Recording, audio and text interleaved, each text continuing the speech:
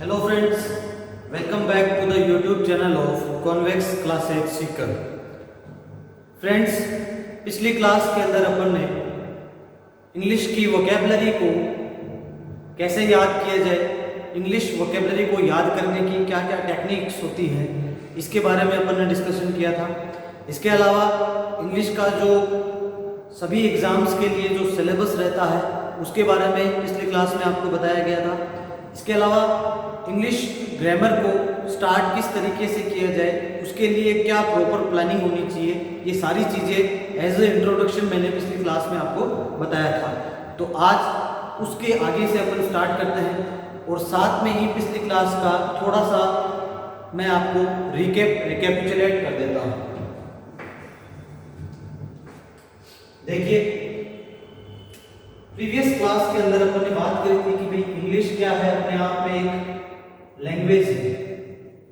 English क्या है? एक लैंग्वेज है।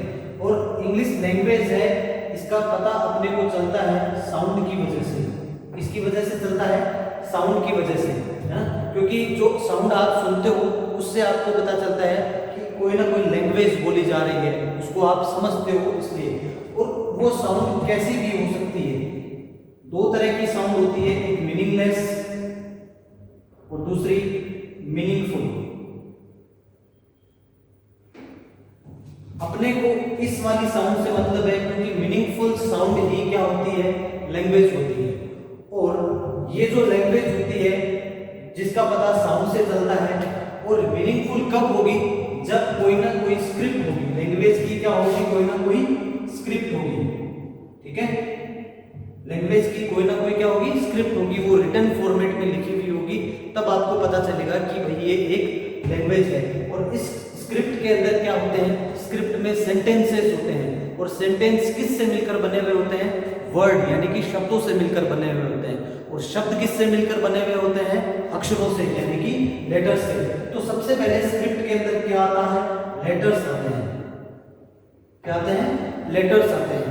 लेटर्स यानी कि A to Z जो अक्षर होते हैं उन्हीं को क्या बोल रहा हूं मैं? लेटर। ठीक है, A से लेकर के Z तक 26 लेटर होते हैं इंग्लिश अल्फाबेट के अंदर।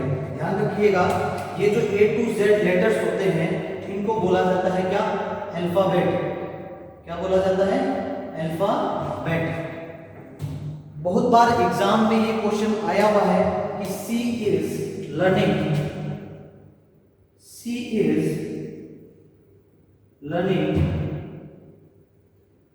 alphabets.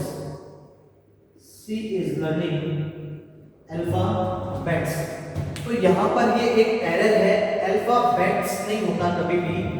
एस लगाने की आपको कोई जरूरत नहीं है। क्यों? क्योंकि ये जो अल्फाबेट वर्ड है ये अपने आप में प्लूरल है। कैसे?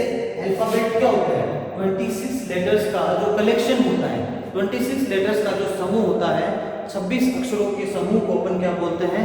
अल्फाबेट या फिर वर्णमाला बोलते हैं। ठीक है, तो यहाँ पर अल्फाबेट को ये ऑलरेडी प्लूरल है, इसको और ज्यादा प्लूरलाइज करने की कोई जरूरत नहीं है। ये क्वेश्चन काफी एग्जाम्स में पूछा गया है। अल्फाबेट्स नहीं होता, क्या होता है? अल्फाबेट होता है।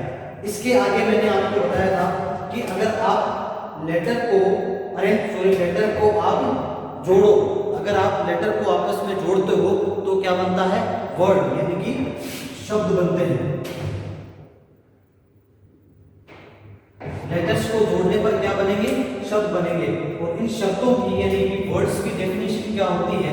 वर्ड्स की डेफिनेशन होती है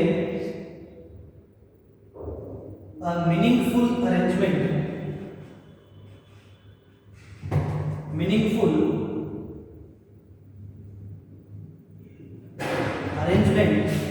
of letters. Meaningful arrangement of letters क्या होता है? वर्ड होता है। ठीक है, जैसे एग्जांपल अगर मैं आपको दूं, जैसे मैंने एक शब्द लिखा EPN, तो क्या ये एक शब्द है? नहीं, यहां पर लेटर्स तो हैं, E एक अक्षर है, P एक अक्षर है, N एक अक्षर है। ये अक्षरों का अरेंजमेंट तो है लेकिन मीनिंगफुल अरेंजमेंट नहीं है। अगर आप इसको मीनिंगफुल बनाना चाहते हो तो इसको आप इस तरीके से अरेंज करो कि इसका कोई ना कोई क्या निकल जाए? अर्थ निकल जाए। शब्द हो जाएगा। ठीक है, यानी कि शब्द तभी बनेगा जब आप लेटर्स को कुछ इस तरीके से अरेंज करोगे कि उसका क्या निकल जाए, अर्थ निकल जाए। ठीक है, और भी बहुत सारे एग्जांपल आप देख सकते हो, जैसे मैंने लिखा, क्या लिखा हुआ है, ये ऐसे ही कुछ लेटर्स लिखे हुए हैं लेकिन इनका कोई मतलब नहीं निकल रहा। इनका मतलब कब निकलेगा, जब आप इसको ढंग से अरेंज करोगे, तब ये क्या बन जाएगा, शर्ट बन जाएगा। आगे बात समझ में? ठीक है, तो यहाँ पर मैंने आपको बताया कि मीनिंगफुल अरेंजमेंट ही क्या होता है, मीनिंगफुल अरेंजमेंट ही क्या होता है, मीनिंगफुल अरेंजमेंट ऑफ लेटर्स से क्या होता है, वर्ड होता है। और ये जो वर्ड्स होते हैं यही बनने का काम करते हैं क्या, पार्ट्स ऑफ स्पीच। क्या बनने का काम करते हैं, पार्ट्स ऑफ स्पीच, यानी कि जो noun, pronoun, adjective, adverb, verb, preposition, conjunction, ये जितने भी होते हैं ये सब क्या, शब्द ही बनने का काम करते हैं। जैसे अगर पेन की बात करूं तो ये अपने आप में क्या है, एक नाउन है, शर्ट भी एक नाउन है, गुड है तो वो एक क्या हो गया, एडजेक्टिव हो गया, हैप्पी एक एडजेक्टिव हो गया, है ना, डेली क्या हो जाएगा, एडवर्ब हो जाएगा। ठीक है, तो आगे अपन डिस्कस करते हैं कि वर्ड्स ही क्या बनने का काम करेंगे, parts of speech, parts of speech. अब देखिए पार्ट्स ऑफ स्पीच कितने तरह के होते हैं वो मैं आपको बता देता हूँ। ठीक है, पार्ट्स ऑफ स्पीच कितने तरह के होंगे, 8 तरह के। कितने तरह के पार्ट्स ऑफ स्पीच, 8 तरह के। कौन कौन से, कल की क्लास में मैंने आपको बताया था। पहला पार्ट्स ऑफ स्पीच है अपना नाउन। फर्स्ट क्या है, नाउन। सेकंड क्या है, प्रोनाउन। देखिए इसको कभी भी प्रोनाउन नहीं बोला जाएगा, क्या बोला जाएगा, प्रोनाउन। क्या, प्रोनाउन। जैसे ये जो ओ की साउंड रहती है इसको आपको इस तरीके से बोलना है, अ। कैसे, अ, प्रोनाउन। जैसे ऑफिसर, है ना, ऑफिसर, कॉन्सोनेंट, अपॉर्चुनिटी, ऑब्जेक्ट। ठीक है, ऑब्जेक्ट नहीं होता, क्या होता है, ऑब्जेक्ट, ऑफिसर। ठीक है, दूसरी बात ये कि यहाँ पर जो आई लिखा हुआ है ना, क्या लिखा हुआ है, आई लिखा हुआ है और आर लिखा हुआ है ना, क्या लिखा हुआ है, आई और आर। तो ध्यान रखना आर के पहले जब कभी क्या आता है, स्वर आता है। जब कभी भी आर के पहले क्या है, स्वर, यानी कि वॉल। वॉल मैंने कल आपको बताए थे, है ना, लेटर्स में कितने, 2 तरीके की चीजें बताई थी। एक होते हैं वॉल्स और एक होते हैं कॉन्सोनेंट्स। ठीक है, ए ई आई ओ यू, और बाकी जो बच गए वो क्या हो जाएंगे, कॉन्सोनेंट्स। देखिए इसको भी कॉन्सोनेंट नहीं बोल रहा मैं, क्या बोल रहा हूँ, कॉन्सोनेंट्स। ठीक है, वैसे ही इसको बोल रहा हूँ वॉल्स। ठीक है, तो आर के पहले अगर कोई वॉल है तो उस आर को अपन क्या रखेंगे, साइलेंट रखेंगे, यानी कि इसको शर्ट नहीं बोलेंगे, क्या बोलेंगे, शर्ट। ठीक है, वैसे ही मदर नहीं होता, क्या होता है, mother, father, brother, sister, perfect, fire, officer. ठीक है, इस तरीके से जब भी आर के पहले कोई वॉवल यानी कि स्वर नजर आए तो उस आर को अपन क्या रखेंगे, साइलेंट रखेंगे। फिर से आप इधर आ जाइए, क्या लिखा हुआ है, प्रोनाउन लिखा हुआ है। तीसरा पार्ट ऑफ स्पीच अपना क्या हो जाएगा, प्रोनाउन के बाद एडजेक्टिव। क्या लिख रहा हूं, एडजेक्टिव। देखिए बोलना बहुत इंपॉर्टेंट है। फिर से वही बात कि यहाँ पर ये जो डी लिखा हुआ है, इस डी को साइलेंट रखा जाता है कब, जब ए और जे के बीच में, जब ए और जे के बीच में क्या है, डी आए। ए और जे के बीच में अगर डी आता है तो उस डी को क्या रखा जाता है, साइलेंट रखा जाता है, यानी कि एडजेक्टिव नहीं बोला जाता, क्या बोला जाता है, एडजेक्टिव। क्या बोलेंगे, एडजेक्टिव। वैसे ही एडजस्ट नहीं होता, क्या होता है, एडजस्ट। आगे बात समझ में। अब देखिए नेक्स्ट अपन चलते हैं एडजेक्टिव के बाद जो पार्ट्स ऑफ स्पीच है वो है वर्ब। क्या लिखा हुआ है, वर्ब। ध्यान रखिए ये वर्ब नहीं होता, क्या होता है, वर्ब। क्योंकि आर के पहले ई नजर आए तो उसको अपन आर को क्या रखेंगे, साइलेंट रखेंगे। फिफ्थ पार्ट्स ऑफ स्पीच है अपने पास एडवर्ब। क्या लिखा हुआ है, एडवर्ब। इसको भी देखिए एडवर्ब नहीं होता, क्या होता है, एडवर्ब। 6 नंबर का पार्ट्स ऑफ स्पीच है प्रेपोजिशन।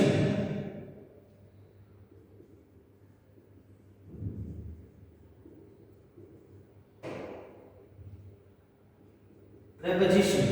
ठीक है, इसको भी देखिए कुछ लोग परिपोजिशन बोलते हैं, कुछ प्रीपोजिशन बोलते हैं, लेकिन इसको बोलने का सही तरीका क्या है, प्रेपोजिशन, ठीक है, पोजीशन नहीं होता, क्या होता है, पोजीशन, क्या होता है, पोजीशन।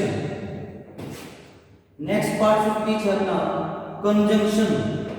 कुछ लोग इसको भी गलत बोलते हैं कंजंक्शन, क्या बोलेंगे, कंजंक्शन, लेकिन इसको बोला क्या जाएगा, कंजंक्शन, क्योंकि ये एन क्या रहता है यहाँ पर साउंडेड, इसको बोला जाएगा, कुछ लोग इसको छोड़ देते हैं, कंजंक्शन, कंजंक्शन नहीं होता, क्या होता है, कंजंक्शन, ठीक है।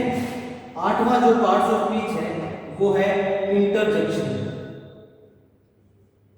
इंटरजेक्शन। ये अपने 8 तरह के क्या है, पार्ट्स ऑफ स्पीच। अब देखिए मैं आपको इनकी डेफिनेशन बताता हूँ। लगभग इतनी बात अपनी कल की क्लास में हो चुकी थी कि इंग्लिश को ये एक प्रॉपर तरीके से स्टार्ट है इंग्लिश लैंग्वेज की ग्रामर का, ठीक है। तो सबसे पहले मैं नाउन की डेफिनेशन पे आता हूँ। नाउन की जो जनरल डेफिनेशन आप बचपन से पढ़ते आ रहे हो कि noun is the name of person, place, thing, quality, ideas, ये सारी क्या है, नाउन की डेफिनेशन है। एक जनरल डेफिनेशन अगर जनरल डेफिनेशन अगर अपन नाउन की देखें तो अ नेमिंग वर्ड, क्या हो जाएगी डेफिनेशन, अ नेमिंग वर्ड, यानी कि जितने भी नाम हैं, जितने भी आपके आसपास जितनी भी चीजें नजर आ रही हैं जिनके नाम हैं, वो सारे के सारे क्या होते हैं, नाउन होते हैं, संज्ञा होते हैं। जैसे कि फैन हो गया, मोबाइल हो गया, कैमरा हो गया, स्टैंड हो गया, विंडो हो गया, boy, girl, furniture, table, chair, ये सारी चीजें क्या है, नाउन है, ठीक है। दूसरी जो डेफिनेशन प्रोनाउन की मैं आपको देने वाला हूं, उसका मतलब प्रोनाउन की डेफिनेशन क्या होती है, रिप्लेसेस अ नाउन। प्रोनाउन क्या करता है, एक नाउन को क्या करता है, रिप्लेस करता है। नाउन की जगह यूज होने वाले शब्द क्या कहलाते हैं, प्रोनाउन कहलाते हैं, या फिर संज्ञा की जगह यूज होने वाले शब्द क्या कहलाते हैं, सर्वनाम कहलाते हैं। जैसे कि बॉय एक क्या है, नाउन है, बॉय तो एक क्या है, नाउन है, लेकिन बॉय के लिए अगर आप प्रोनाउन यूज करना चाहो तो कौन सा प्रोनाउन यूज करोगे, ही यूज करोगे। जैसे गर्ल एक नाउन है और उसके लिए आप प्रोनाउन यूज करना चाहोगे तो क्या यूज करोगे, शी यूज करोगे, ठीक है। अब देखिए नेक्स्ट है अपने पास एडजेक्टिव। एडजेक्टिव क्या होता है, क्वालिफाइज अ नाउन। एडजेक्टिव क्या करता है, किसी नाउन को क्या करता है, क्वालिफाई करता है, यानी नाउन की क्या बताता है, विशेषता बताता है। नाउन की विशेषता कैसे बताता है, जैसे मैं यहां लिख रहा हूं बॉय, मैंने आपको क्या बताया, एक नाउन बताया, और उस बॉय के आगे मैंने लिख दिया गुड बॉय। तो इस बॉय की विशेषता क्या है कि ये अच्छा है, तो इस बॉय की क्वालिटी बता रहा है कौन, गुड। तो गुड अपने आप में क्या हो गया, एडजेक्टिव हो गया, गुड क्या हो गया, एडजेक्टिव हो गया, और बॉय क्या है, नाउन है। तो ध्यान रखिए कि एडजेक्टिव के बाद या नाउन से पहले हमेशा क्या आएगा, एडजेक्टिव आएगा। क्या बोल रहा हूं, एडजेक्टिव के बाद हमेशा क्या आएगी, नाउन आएगी, और नाउन के पहले हमेशा क्या आएगा, एडजेक्टिव आएगा, ठीक है। ये चीज हमेशा ध्यान रखना। तो एडजेक्टिव की डेफिनेशन क्या होगी, ये किसी नाउन को क्या करता है, क्वालिफाई करता है। नेक्स्ट है अपने पास वर्ब। वर्ब की डेफिनेशन क्या होती है, एक्शन वर्ड। वर्ब क्या होता है, एक्शन वर्ड, यानी कि किसी भी सेंटेंस में जो एक्शन यानी कि काम हो रहा है उसी को अपन क्या बोलेंगे, वर्ब बोलेंगे, ठीक है। नेक्स्ट डेफिनेशन अपने पास है एडवर्ब। एडवर्ब क्या करती है, किसी वर्ब को क्या करती है, क्वालिफाई करती है, क्वालिफाइज अ वर्ब। एडवर्ब किसी वर्ब को क्या करेगी, क्वालिफाई करेगी। ये इसकी जनरल डेफिनेशन है ना। जब अपन टॉपिक पढ़ेंगे एडवांस लेवल पे तब अपन एडवर्ब के बारे में ये भी पढ़ेंगे कि एडवर्ब वर्ब के अलावा खुद एडजेक्टिव को भी एडवर्ब वर्ब के अलावा एडजेक्टिव को भी क्वालिफाई कर सकती है। इसके अलावा एडवर्ब खुद एडवर्ब को भी क्वालिफाई कर सकती है। जैसे मैं यहाँ पे कुछ लिख रहा हूँ, जैसे मैंने लिखा she goes to school daily, ठीक है। तो ध्यान से देखिए इस सेंटेंस में काम क्या हो रहा है, जाने का काम हो रहा है, तो वर्ब क्या होगी, गोज होगी, है ना। अब गो जाने का काम हो रहा है, और कब हो रहा है, रोज हो रहा है ना। तो इस गो को क्वालिफाई कर रही है कौन, ये डेली। तो ये डेली अपने आप में क्या हो गई, एडवर्ब हो गई। ठीक है, अब देखिए मैं कुछ एडवर्ब आपको और बता रहा हूँ। एक एडवर्ब, ये मैंने आपको क्या बताया, ये नाउन है, ये क्या है, एडजेक्टिव है। अगर इस एडजेक्टिव यानी कि गुड के आगे मैं वेरी लगा देता हूँ, गुड के आगे मैंने क्या लगाया, वेरी, यानी कि इस अच्छे लड़के की एक क्वालिटी ये है, इस लड़के की क्वालिटी ये है कि ये अच्छा है, लेकिन ये अच्छे में भी क्या है, बहुत अच्छा है। तो इस एडजेक्टिव को क्वालिफाई कर रही है कौन, एडवर्ब। ये खुद एडवर्ब क्या कर रही है, इस एडजेक्टिव को क्वालिफाई कर रही है। यहां से ये बात निकल के आती है कि एडवर्ब क्या कर सकती है, एडजेक्टिव को भी क्वालिफाई कर सकती है। आई बात समझ में? अब देखिए एक चीज तो आपको यहां से पता चल गई कि भाई वर्ब को क्वालिफाई कर सकती है कौन, एडवर्ब, है ना, ये क्या है, एडवर्ब है। दूसरी चीज आपको यहां से पता चल गई कि एडजेक्टिव को क्वालिफाई कर सकती है क्या, एडवर्ब। ठीक है, अब नेक्स्ट चीज जो मैं आपको बता रहा हूं कि एडवर्ब खुद एडवर्ब को भी क्वालिफाई कर सकती है। जैसे आपने एक वर्ड और जोड़ दिया, really very good boy, he is really very good boy, he is a really very good boy. ठीक है, तो रियली क्या हो गई यहाँ पर, तो रियली फिर से एडवर्ब होगी। तो यहाँ से ये बात सिद्ध हो रही है कि एडवर्ब क्या कर सकती है, खुद एडवर्ब को भी क्वालिफाई कर सकती है। तो एडवर्ब की मैंने तीन चीजें आपको बताई कि भाई एडवर्ब क्या करती है, जनरली तो किसी वर्ब को क्वालिफाई कर सकती है, लेकिन ये खुद ये एडजेक्टिव को भी क्वालिफाई कर सकती है और ये एडवर्ब को भी क्वालिफाई कर सकती है। ठीक है, नेक्स्ट है अपने पास प्रेपोजिशन। क्या लिखा हुआ है, प्रेपोजिशन। तो ध्यान से देखिए, प्रेपोजिशन क्या होता है, एक रिलेटिंग वर्ड होता है। प्रेपोजिशन क्या होता है, एक रिलेटिंग वर्ड होता है। रिलेटिंग वर्ड का मतलब किसी भी रिलेटिंग वर्ड का मतलब प्रेपोजिशन क्या करती है, किसी नाउन या प्रोनाउन को, प्रेपोजिशन किसी नाउन या प्रोनाउन को सेंटेंस में अदर वर्ड्स के साथ क्या करती है, रिलेट करती है।